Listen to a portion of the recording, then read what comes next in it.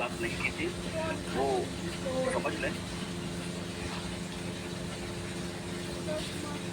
कल हम लोग पुरातात्विक और साहित्यिक स्रोतों के बारे में चर्चा कर रहे थे, जिसमें हम लोगों ने अभिलेख, सिक्के, मूर्तियाँ ये हम लोगों ने डिस्कस कर लिया था। अब हम चित्रकला और कुछ अन्य सामग्री के बारे में बात करने के बाद में हम बात करेंगे देसी और विदेशी साहित्य के बारे में।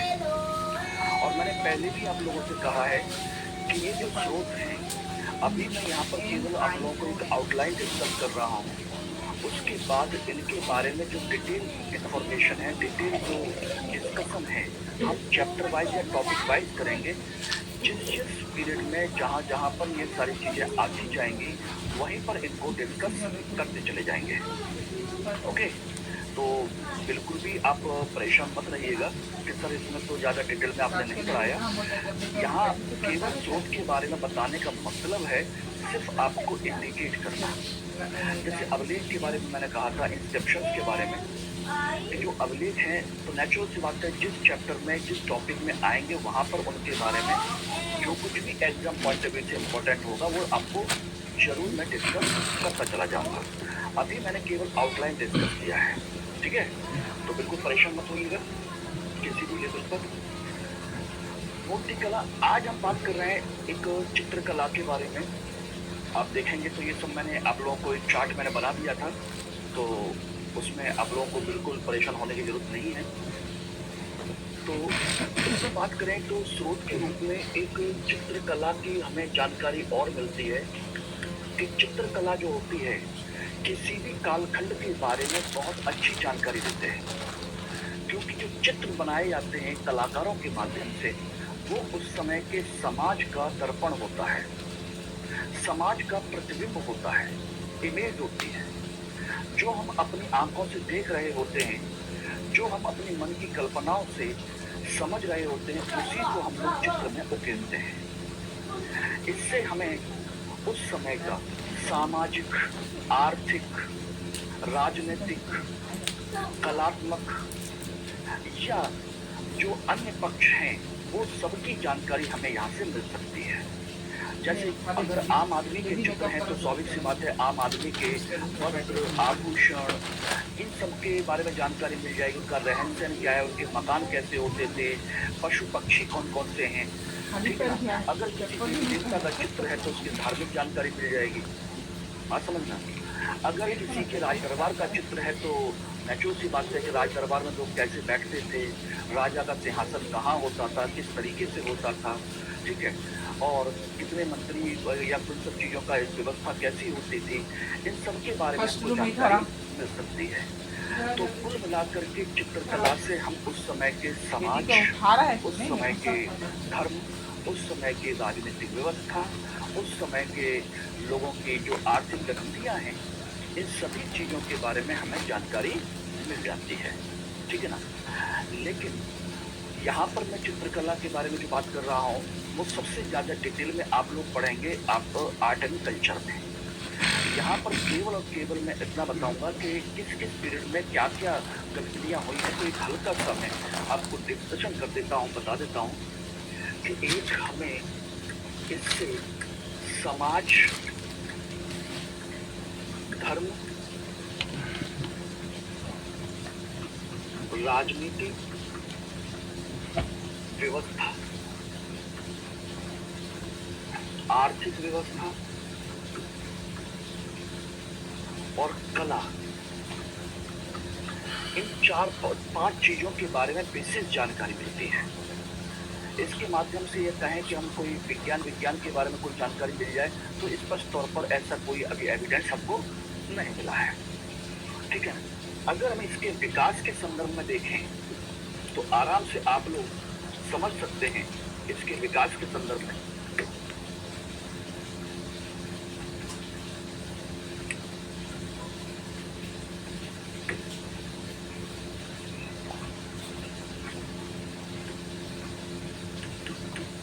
चित्रकला का विकास सबसे पहले हम देखते हैं पाषाण काल में, और इसी तरीके से आर्ट एंड कल्चर में आप लोग पढ़िएगा भी चित्रकला पढ़ेंगे तो पूरे पाषाण काल से उठाइए और आधुनिक काल तक चित्रकला को लेकर के चले आइए। इस तरीके से आपके प्रश्न बनेंगे। तो पाषाण काल में आपने देखा होगा कि भीमबेटका की जो गुफाएं हैं, भीमबेटका की गुफाएं हैं, लाखा द्वार की गुफाएं हैं, ठीक है ना, या कुपगल्लू की गुफाएं हैं, ठीक है, या आपका मुरहाना पहाड़ है,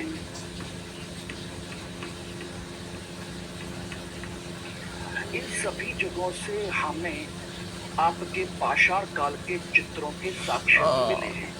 ध्यान रखना, पाषाण काल के चित्रों के साक्ष्य, और यहाँ से सबसे स्पष्ट साक्ष्य मिले हैं, सबसे स्पष्ट साक्ष्य। और इनमें से भी सबसे ज्यादा किस चीज के हैं? उनके शिकार करने के। जो पाषाण काल में जो इंसान रहते थे, वो दिन भर उनका काम था शिकार करना, भोजन का संग्रह करना।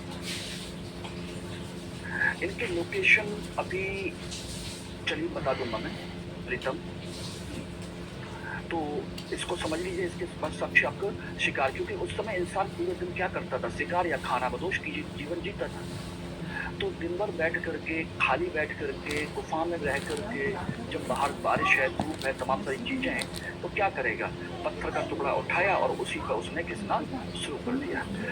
तो भीमबेटका आपकी एमपी में है, लाखा द्वार आपके उत्तराखंड में है, कुपगल्लू आपके कर्नाटक में है, और मुरैना पहाड़ यूपी में है।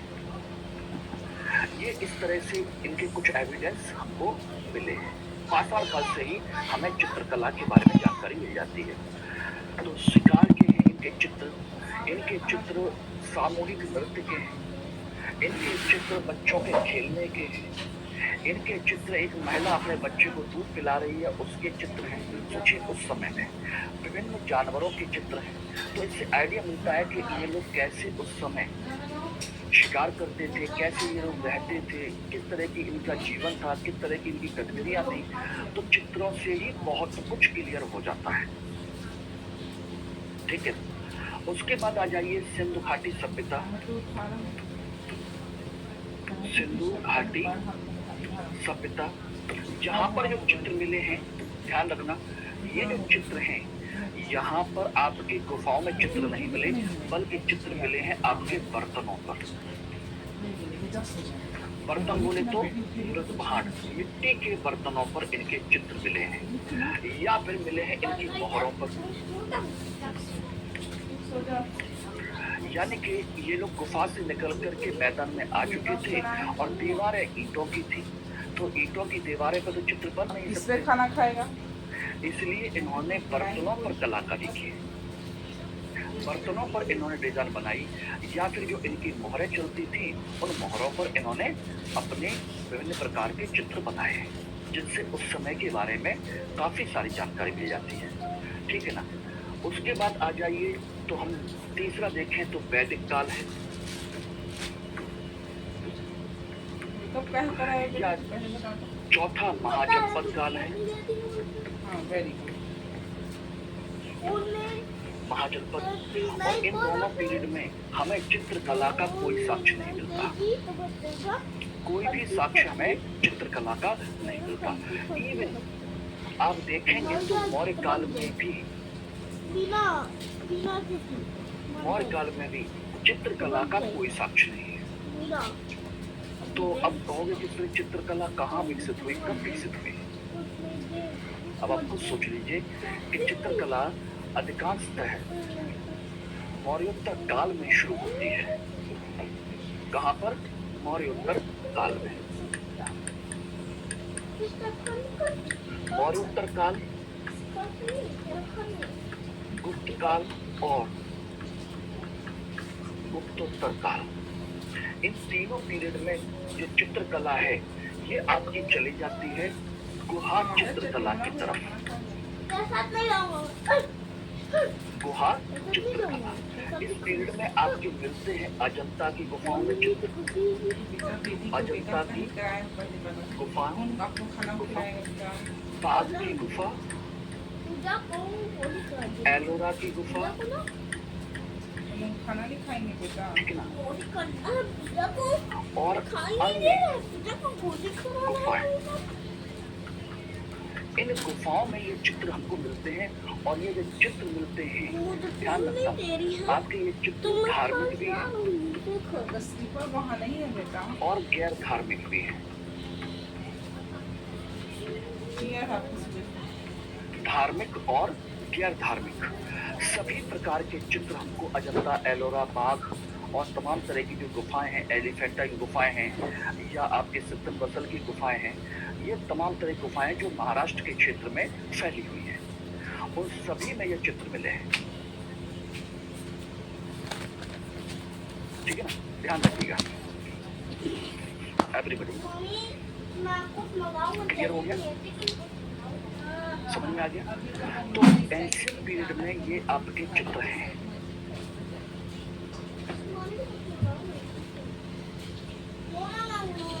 और इनसे हमें जानकारी मिलती है उस समय के समाज, धर्म, राजनीति, इस प्रकार के अन्य सारी चीजों के, आम आदमी के जीवन की।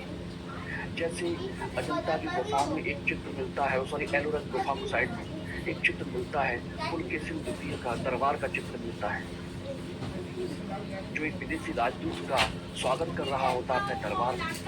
तो एक राजनीतिक चित्र है। एक चित्र मिलता है मरणासन्न राजकुमारी का, जो अपने प्रेमी का या अपने राजकुमार का इंतजार कर रही है और बिल्कुल सूख करके बिल्कुल बंजर हो गई है, लेकिन उसकी निगाहें दरवाजे की तरफ है कि अब आएगा तब आएगा। इस तरह के बहुत सारे चित्र हैं, ठीक है ना। तो ये कुल मिलाकर के इन चित्रों से बहुत कुछ हमको पता चलता है, ठीक है ना। इसके बाद आ जाएंगे तो आपके स्मारक एवं भवन है। इसके बाद अगर हम बात करें चित्र मूर्ति कला के बाद में, वो चित्रकला के बाद में, तो आपके स्मारक और भवन, और इसे हम किसमें देखते हैं? स्थापत्य कला में। स्थापत्य कला के तौर पर इसको देखते हैं। ये भी आप उसी समय डिटेल में पढ़ेंगे। अब इससे क्या पता चलता है? इससे पता चलता है लोगों के रहन सहन के बारे में, कि इन लोगों के मकान कैसे हुआ करते थे, ठीक है ना। राजनीतिक व्यवस्था के बारे में, राजनीतिक व्यवस्था यानी कि राजा की स्थिति, राजा की स्थिति के बारे में, ठीक है ना। वो जानकारी मिल जाती है कि महल कैसा हुआ करता था, किस तरह से रहता था, और उसी समय आम आदमी के मकान किस तरह के थे। इससे पता चलता है आपकी कला के बारे में, कला के बारे में। इसी से पता चलता है आपके धर्म के बारे में, क्योंकि इसमें आपके स्थापत्य जो है, ये आपके मंदिर भी मिल सकते हैं, आपके स्तूप भी मिल सकते हैं, आपके मठ भी मिल सकते हैं। ये तमाम तरह की जब चीजें मिलेंगी तो देखिए धर्म के बारे में जानकारी मिलेगी। मंदिर है तो ब्राह्मण धर्म, वैदिक धर्म के बारे में, स्तूप है तो स्तूप है, चैत्य है तो बौद्ध धर्म के बारे में, मठ है तो जैन धर्म के बारे में। इस तरीके से हमें धार्मिक जानकारी मिलती है, राजनीतिक जानकारी मिलती है, सामाजिक जानकारी भी मिलती है। तो ये सभी जानकारियां हमें स्मारक भवनों और इन सारी चीजों से मिलती है। इसलिए इन स्रोतों का जो इतिहासकार हैं वो अपने तरीके से उपयोग करते हैं। इनसे वो इतिहास को निकालते हैं कि किस कालखंड का है और इतिहास इनका क्या है, किस है, ठीक है ना, किस तरह का उनका कालखंड है। ये सारी चीजें यहाँ पर पता चल जाती है। अब इसमें देखेंगे तो स्मारक भवन वगैरह में तो पाषाण काल में इंसान कहाँ रहता था? पाषाण काल के प्रारंभ में कहाँ रहता है? गुफाओं में। तो गुफाएं तो उसने नहीं बनाई, गुफाएं तो प्राकृतिक थी, ठीक है ना। लेकिन नवपाषाण काल संदर्भ में, नवपाषाण काल में इसने अपनी झोपड़ियां बनाना शुरू किया। झोपड़ी के साक्ष्य मिले हैं, इनकी झोपड़ियों के क्या मिले हैं? साक्ष्य। इससे पता चलता है कि ये लोग अब अपना घर बना करके रहना शुरू कर दिए। इसका मतलब है कि अगर झोपड़ियाँ बन रही हैं, तो अपना व्यक्तिगत परिवार की परंपरा शुरू हो गई। एक गुफा के अंदर तो सभी लोग मिलजुल करके ही रहते थे, लेकिन झोपड़ी बनना शुरू हुआ, तो इसका मतलब है मैं और मेरा परिवार, मेरे माँ-बाप, मेरे भाई-बहन, बस ज़्यादा से ज़्यादा। तो परिवार की परंपरा यहाँ से शुरू होती है। इसी से इतिहास ट्रेस होता है। इसी से इतिहास की परंपरा शुरू होती है, जहाँ से परिवार शुरू होता है, नवपाषाण काल से। ठीक है ना? उसके बाद में देखेंगे तो आपका ताम्रपाषाण काल आता है इसी में। आज मैं ये सब पढ़ाऊंगा आपको। पुरापाषाण काल, नवपाषाण काल, ताम्रपाषाण काल, मध्यपाषाण काल, ये सारी चीजें मैं आप लोगों को डिस्कस करूंगा। ताम्रपाषाण काल में ये ग्रामीण बस्ती के बारे में जानकारी मिलती है। ग्रामीण बस्ती, ये जो उन्होंने झोपड़ियाँ बनाना शुरू किया, वही आगे जा करके क्या हुआ, 10-50 लोगों का एक अलग समूह बनने लगा, गांव बनने लगा। वो ग्रामीण बस्ती यानी कि सामूहिक रूप से एक गांव का विकास शुरू हुआ। झोपड़ियाँ ही बन रही हैं। वो अलग बात है कि इसी पीरियड के झोपड़ियों के समय में ही मिट्टी के कैसे मिट्टी के घर बनना शुरू हुए इसी पीरियड में। अब क्यों बनने शुरू हुए? भाई पहले घास फूस की लकड़ियों की आपने झोपड़ी बनाई थी, लेकिन जानवर तो जानवर है, गर्मी है, ठंड है, हवा है, आंधी है, तूफान है, बाढ़ है, क्योंकि नदी के किनारे रहते हैं। तो उनको लगने लगा कि यार सुरक्षा करने के लिए क्यों ना हम, जब बारिश ज़्यादा तेज हो रही है, बाढ़ आने लगी है, पानी भरने लगा है, तो क्यों ना हम जो बांस के फट्टियाँ हमने लगा करके ऊपर जो झोपड़ी बना रखी है, क्यों ना नीचे नीचे हम मिट्टी की थोप दें उसके ऊपर। तो धीरे धीरे मिट्टी को ढेर बना करके हमने दीवार बनाना शुरू किया। तो मिट्टी के घर यहाँ से परंपरा शुरू हुई। उससे पहले घास फूस की झोपड़ी है, बांस की झोपड़ी है, लकड़ियों की है। उसके बाद धीरे धीरे मिट्टी की दीवारें यहाँ से शुरू होती है, और आगे जा करके फिर यही मिट्टी की दीवारें क्या बन जाती है, ईंटों की दीवारें। वो एक काम करते हैं कि मिट्टी तो जब गिरती है, एक काम करते हैं, क्यों ना हम मिट्टी को सुखा करके सेट करके रखें। तो पहले फिर क्या हुआ, मिट्टी की दीवारों के बाद में कच्ची ईंटों के मकान बनना शुरू हुए, ईंटें बनना शुरू हो गई। और जब कच्ची ईंटें बारिश में ज़्यादा तेजी से बारिश होती है तो गलने लगती है, तो धीरे धीरे उन्हीं कच्ची ईंटों को उन्होंने बर्तनों की तरह पकाना शुरू कर दिया, है कि नहीं? तो पकाना शुरू किया तो कहाँ पर आ गए हम लोग, सिंधु घाटी सभ्यता। सिंधु घाटी सभ्यता, और यहाँ पर एक व्यवस्थित स्थापत्य की शुरुआत हुई। व्यवस्थित स्थापत्य यानी कि यहाँ पर आपके ईंटों का प्रयोग शुरू हुआ। ईंटों का प्रयोग, वो भी कैसी, पक्की ईंटों का प्रयोग। पक्की ईंटों का प्रयोग शुरू हुआ। यहाँ पर आपके बड़े बड़े भवन बनने लगे,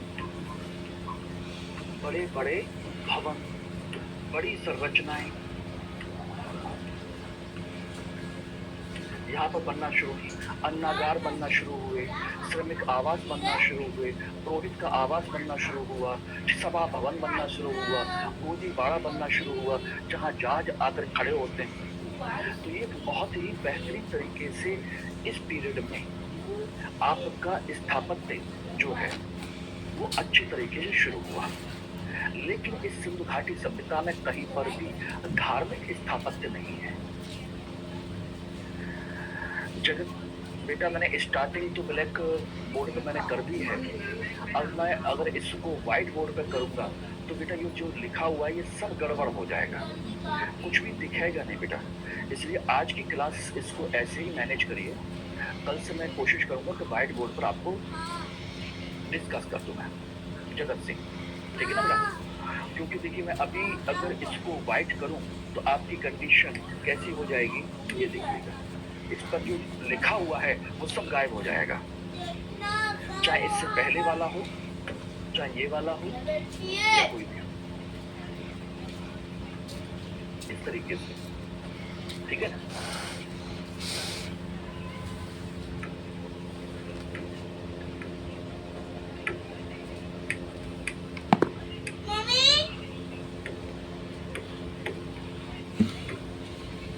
रहने देंगे, बाकी मैं कर दूंगा मैं।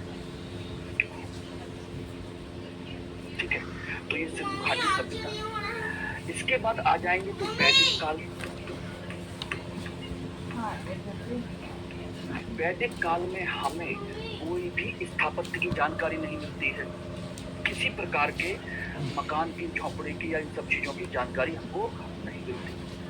इन्होंने कोई महल बनाया था नहीं बनाया था, इनको कोई जानकारी नहीं। ठीक है ना। महाजनपद काल ये पढ़ने के लिए है, लेकिन यहाँ पर भी हमें इसकी भी कोई जानकारी नहीं। ठीक है ना। मौर्य काल, मौर्य काल में हमें जानकारी मिलती है और उसके अवशेष भी मिलते हैं। मौर्य काल में मिलता है हमको, सबसे पहले देखिएगा तो आपका पाटलिपुत्र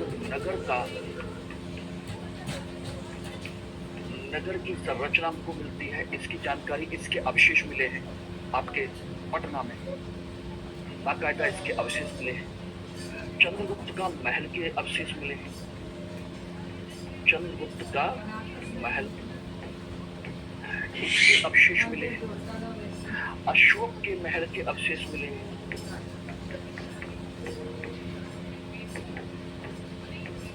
अशोक का महल है, चंद्रगुप्त का महल है, इनके अवशेष हमको मिले हैं, लेकिन आम आदमी के घरों के अवशेष हमको यहाँ पर नहीं मिले हैं। इसी महाजन पीरियड में एक चीज और मिलती है, वो मैं बता देता हूँ, वो है आपके स्तूप और विहार। ये आपको जरूर मिलेंगे, यानी कि धार्मिक स्थापत्य की जानकारी है। स्थापत्य की सबसे पहले विकास किस पीरियड में हुआ? बताइए। महाजनपद काल में, जब अजातशत्रु ने महात्मा बुद्ध की मृत्यु के बाद उनके शरीर में अवशेषों पर आज पूर्णिमा है, जिस दिन महात्मा बुद्ध का जन्म हुआ, जिस दिन उनको ज्ञान प्राप्त हुआ, जिस दिन उनका महापरिनिर्वाण हुआ, और आज उनके बारे में एक लाइन ही सही, लेकिन हम लोग पढ़ रहे हैं। उस महान हस्ती का अवतरण, महापरिनिष्क्रमण, महापरिनिर्वाण, ये सब कुछ उनको हुआ, ज्ञान की प्राप्ति, एनलाइटनमेंट। तो धार्मिक स्थापत्य की शुरुआत कब से होती है? महाजनपद काल से। और ये सब स्थापत्य कला आप लोग कला संस्कृति में डिटेल में पढ़ेंगे, इसलिए मैं यहाँ पर केवल इंडिकेट कर रहा हूँ। ठीक है ना। इसी पीरियड में आप देखेंगे तो आपके मौर्य काल में ही आपके बौद्ध स्थापत्य के बारे में जानकारी मिलती है। बौद्ध स्थापत्य और वो क्या है? 84,000 स्तूप बनवाए थे, जिनमें से कई सारे अभी भी मौजूद हैं। सांची है, सारनाथ है, कौशाम्बी है, ऐसे कई सारे स्तूप हैं जो अभी भी मौजूद हैं। कहते हैं कि 84,000 स्तूप बनवाए थे, लेकिन अधिकांश नष्ट हो गए या किसी ने नष्ट कर दिए, लेकिन कुछ अभी भी मौजूद हैं। ये हमको इसके बारे में जानकारी मिलती है। मौर्योत्तर काल,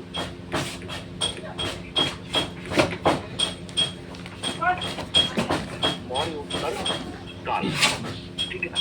मौर्योत्तर काल के बारे में बात करें तो मौर्योत्तर काल में हमको क्या मिला? मौर्योत्तर काल में हमें यहाँ पर की जानकारी मिलती है, स्तूपों के बारे में, और कोई नहीं है।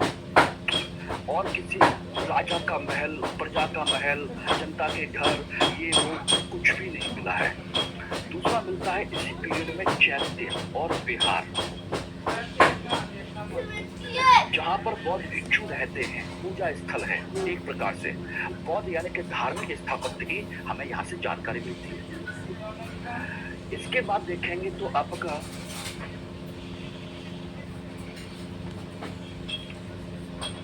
गुप्त काल,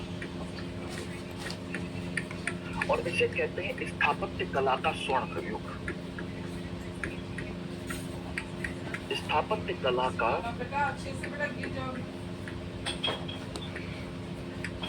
स्वर्ण युग कहते हैं। पहली बार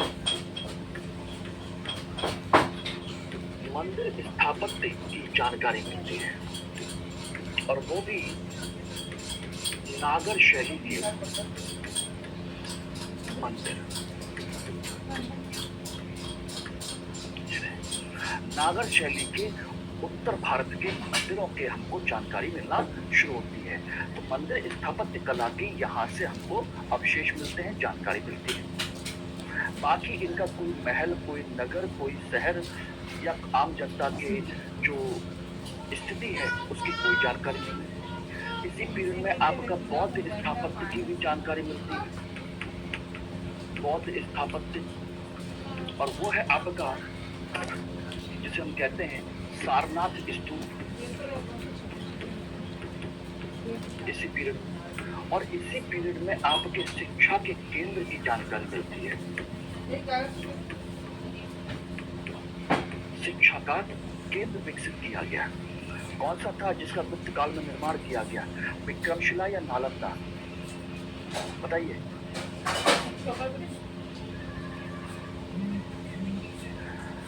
क्लास तो मेरी प्रॉपर चल रही है बेटा। अयान खान, क्लास को किसी को प्रॉब्लम आ रही है क्या लाइव में?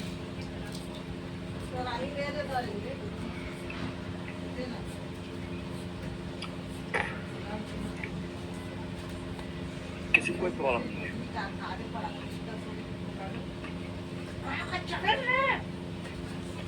नालंदा विश्वविद्यालय,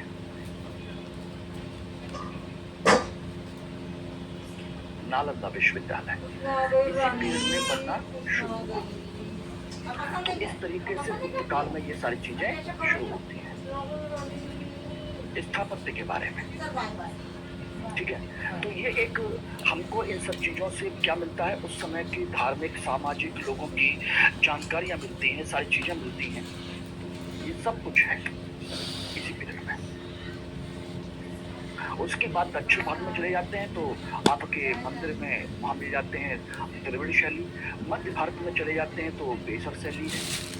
इस तरह से मंदिर स्थापत्य की शुरुआत यहाँ से हो जाती है। तो ये मैंने एक मोटी मोटी आप लोगों को सारी चीज़ों के बारे में जानकारी दी। पुरातात्विक स्रोत, इतिहासकार इन सारी चीज़ों के माध्यम से इतिहास लिखने की कोशिश करते हैं। पुराने अवशेष, ठीक है ना, इन पुराने अवशेषों के माध्यम से। अयान का अपना क्लास को रिफ्रेश करके देखिएगा, हो जाए। आपके प्रॉब्लम हो रही तो एवरीबॉडी क्लियर है?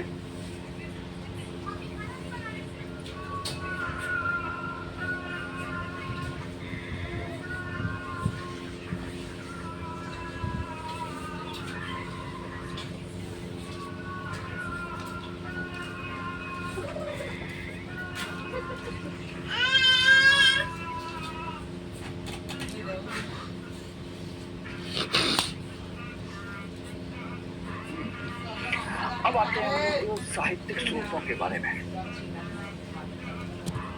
साहित्यिक स्रोत यानी कि जिसको इंसान ने अपने विचारों को लिपिबद्ध किया, अपने विचारों को लिखा और अपने लिए भविष्य की पीढ़ी के लिए उन्होंने अपने ज्ञान को देने की कोशिश की या अपने विचारों को लिपिबद्ध कर दिया।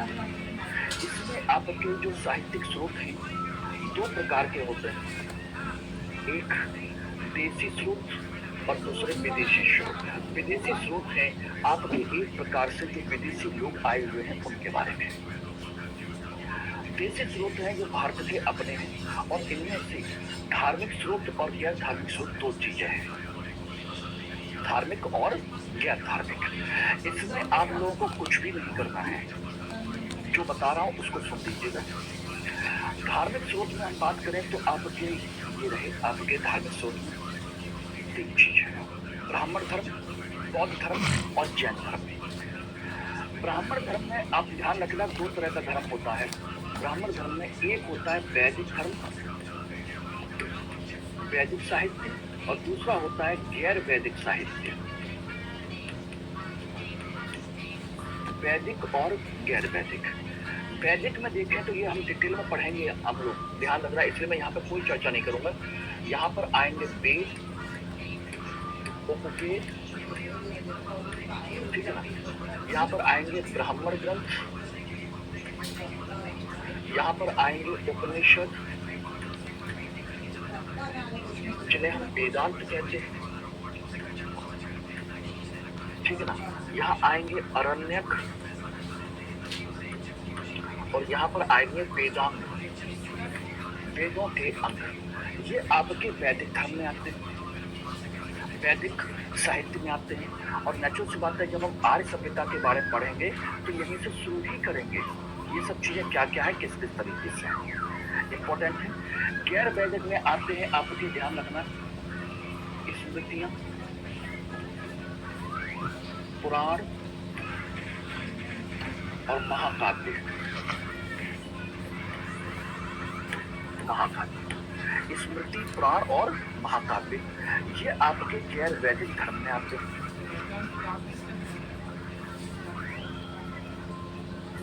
क्लियर, ये ध्यान रखिएगा।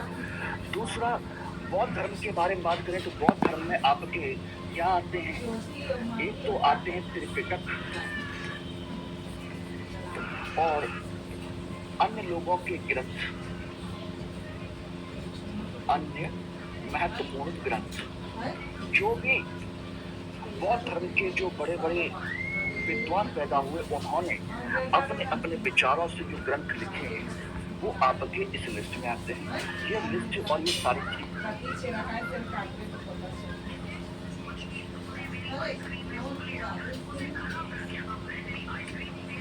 ठीक है ना। यहाँ आएंगे अरण्यक और यहाँ पर आएंगे वेदांग, आएंगे ब्राह्मण ग्रंथ, यहाँ पर आएंगे उपनिषद जिन्हें हम वेदांत कहते हैं, ठीक है ना। यहाँ आएंगे अरण्यक और यहाँ पर आएंगे वेदांग, वेदों के अंग। ये आपके वैदिक धर्म में आते हैं, वैदिक साहित्य में आते हैं। और नेचुरल सी बात है, जब हम आर्य सभ्यता के बारे में पढ़ेंगे तो यहीं से शुरू ही करेंगे। ये सब चीजें क्या क्या है, किस किस तरीके से है, इंपॉर्टेंट है। गैर वैदिक में आते हैं, आपके ध्यान रखना, स्मृतियां, पुराण और महाकाव्य। महाकाव्य, स्मृति, पुराण और महाकाव्य, ये आपके गैर वैदिक धर्म में आते हैं।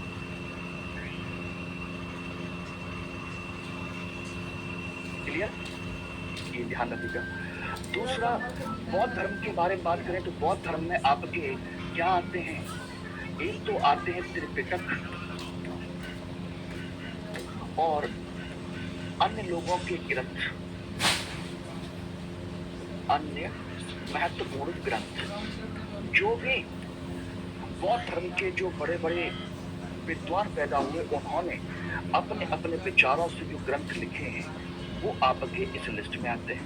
ये लिस्ट और ये सारी चीजें हम पढ़ेंगे जब बौद्ध धर्म हम पढ़ेंगे, इसलिए मैं यहाँ पर केवल स्ट्रक्चर के बारे में बात कर रहा हूँ और इनसे हमको पूरी जानकारी मिलती है, पूरी जानकारी मिलती है, क्योंकि ये डिटेल में लिखी हुई चीजें हैं। उसी प्रकार से जैन धर्म है, जैन धर्म को हम कहते हैं आगम, आगम। और इसमें आगम के अंतर्गत जैन धर्म के जितने भी 12 अंग हैं, 12 उपांग हैं, 10 प्रकीर्ण हैं, 6 छेदी सूत्र हैं, 4 मूल सूत्र हैं, वो सारे के सारे इसमें आते हैं। और अन्य प्रमुख जो विद्वान हैं उनके ग्रंथ भी आते हैं। तो इन सब के बारे में हम तब चर्चा करेंगे डिटेल में जब आपका चैप्टर आएगा, ठीक है ना। तो यहाँ पर मैं चर्चा करूंगा, पता चला कि फिर मुझे वहां पर डिस्कस करना पड़ रहा है, इसलिए समय हम नहीं गंवाना चाहते। क्लियर। एक दूसरा साहित्यिक, इसमें गैर धार्मिक स्रोत में क्या क्या आते हैं, यहीं पर ध्यान दीजिएगा। तो गैर धार्मिक स्रोत क्या है,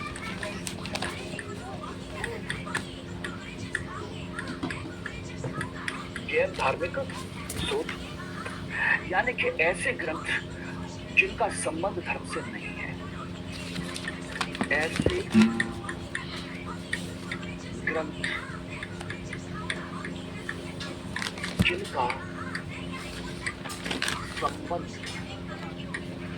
धर्म से नहीं है, ठीक है ना, यह धार्मिक स्रोत कहलाते हैं। और ये जो ग्रंथ हैं वो किससे संबंधित हैं? ये ग्रंथ आपके संबंधित हैं राजनीति से, ये ग्रंथ है आपके प्रशासन से, ये ग्रंथ है आपके सामाजिक व्यवस्था से, ये ग्रंथ है आपकी आर्थिक व्यवस्था से, ये ग्रंथ है आपकी कला संस्कृति से, ये ग्रंथ है आपके विज्ञान से संबंधित, धर्म से संबंधित नहीं है, ठीक है ना। जैसे मैं एक एग्जाम्पल के तौर पर आपको बताऊं तो आप देख सकते हैं राजनीति प्रशासन का चाणक्य का अर्थशास्त्र नाम सुना ही होगा, राजनीति विज्ञान की किताब है। दूसरी किताब इसी में है, मुद्रा राक्षस है, या अमुक्त माल्यद है। अमुक्त माल्यद किसकी रचना है? अमुक्त माल्यद किसी देव राय की। मुद्रा राक्षस किसकी है? दत्त की है। चाणक्य का अर्थशास्त्र है। ये राजनीति और प्रशासन की किताबें हैं। ये किसकी हो गई? आपके कृष्णदेव राय की। ये हो गई विशाख दत्त की। ये इसकी हो गई। सामाजिक स्तर पर देखा जाए तो आपके एक वृक्ष कटिकम है, वृक्ष कटिकम है। इसकी यह सूत्रप की रचना है। ये तो ऐसी बहुत सारी किताबें हैं, बहुत सारी किताबें, ठीक है ना। आर्थिक स्तर पर देखा जाए तो अमर सिंह की अमरकोश है, गुप्त काल में लिखी हुई अमर सिंह की अमरकोश, ये आर्थिक किताब है। कला संस्कृति पर बात की जाए तो कालिदास की रचनाएं हैं, कालिदास की रचना है, ठीक है ना। और किसकी रचनाएं हैं? भास की। और किसकी है?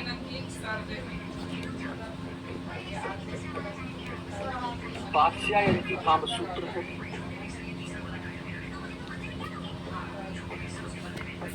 ठीक है, भास का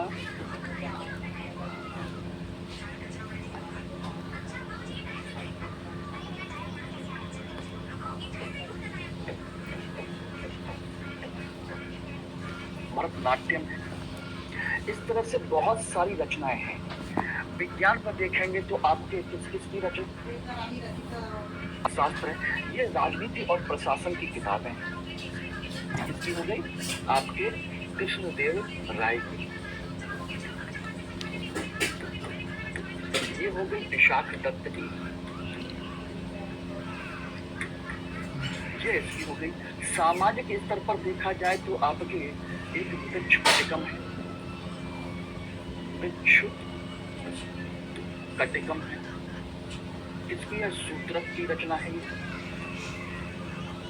ये ऐसी बहुत सारी किताबें हैं, बहुत सारी किताबें, ठीक है ना।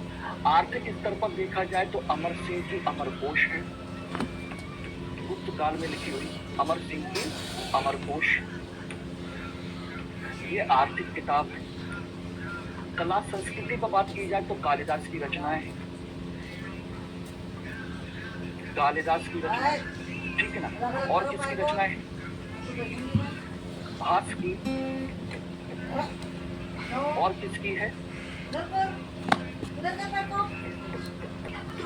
ये ग्रंथ है आपकी आर्थिक व्यवस्था से, ये ग्रंथ है आपकी कला संस्कृति से,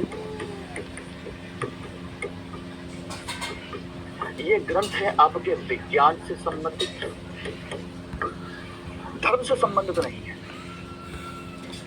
ठीक है ना। जैसे मैं एक एग्जाम्पल के तौर पर आपको बताऊं तो आप देख सकते हैं राजनीति प्रशासन का चाणक्य का अर्थशास्त्र नाम सुना ही होगा, ये राजनीति विज्ञान की किताब है। दूसरी किताब इसी में है, मुद्रा राक्षस है या अमुक्त माल्यद है। अमुक्त माल्यद किसकी रचना है? अमुक्त माल्यद कृष्णदेव राय की। मुद्रा राक्षस किसकी है? विशाख दत्त की है। चाणक्य का अर्थशास्त्र है। ये राजनीति और प्रशासन की किताब है। किसकी हो गई? आपके कृष्णदेव राय की। ये हो गई विशाख दत्त की। ये इसकी हो गई। सामाजिक स्तर पर देखा जाए तो आपके एक मृक्ष कटिकम है।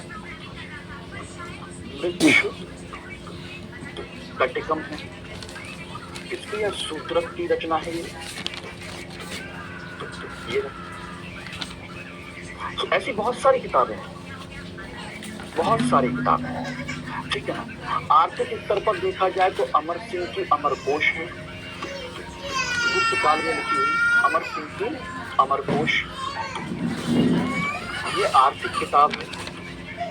कला संस्कृति पर बात की जाए तो कालिदास की रचना है, कालिदास की रचना है, ठीक है ना। और किसकी रचना है? भास की। और किसकी है?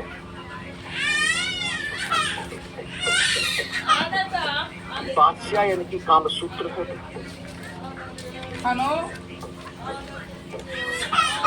ठीक है, भास का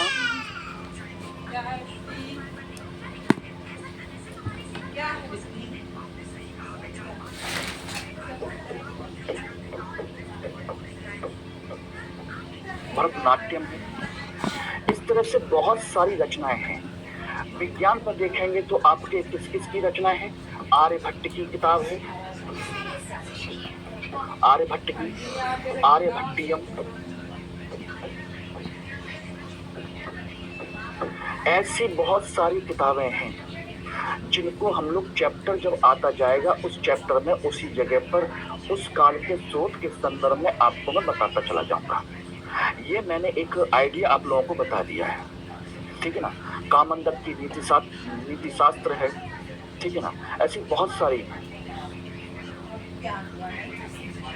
क्लियर है एवरीबॉडी? यहां तक किसी को कोई डाउट? इनसे हमें उस समय के बहुत सारी चीजों की जानकारी मिलती है इतिहास में, और ये आपके इसी तरीके से पूछे जाएंगे। इनका लेखक पूछा जाएगा, ये आपके प्री एग्जाम में पूछने की संभावनाएं होती है, इसीलिए, ठीक है। इसके बाद हम बात करें तो आपको मैंने कहा था कि आपके विदेशी यात्रियों का विवरण है। विदेशी यात्री, अब विदेशी यात्रियों के विवरण के बारे में बात करें तो सबसे पहले मैंने चर्चा की थी किसकी? यूनानी जो लेखक, यूनानी लेखक में भी आपके 3 तरह के, एक जो सिकंदर से पहले आए थे,